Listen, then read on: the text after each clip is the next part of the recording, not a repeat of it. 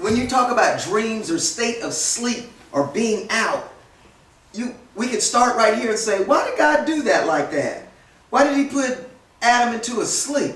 He could have easily had Adam stand up, reach into him, pull the rib out, do what he had to do. He could do it any form or way that he wanted to do it. But God allowed Adam to go into a state of sleep. So when we're talking about dreams and visions, we're just starting out trying to look and analyze, what is God saying?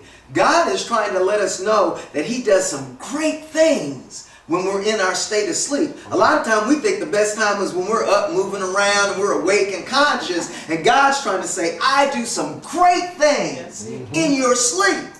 I do some things in your sleep sometimes you don't know about. Yes. Amen to God. So what happened is when he took Adam and laid him down in his sleep, that's when he did the surgery. Went in, grabbed up inside of him, grabbed that rib out, formed his mate, his other half, put her together, and then when he woke him out of that sleep, then he introduced her to him.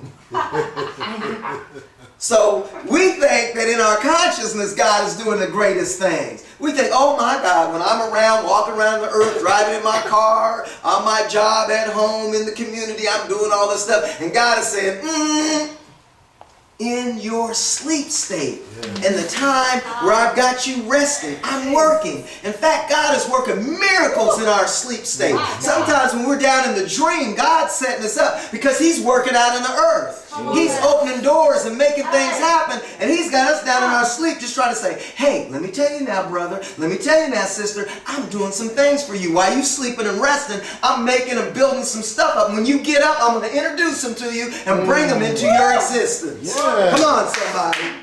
Amen. Amen.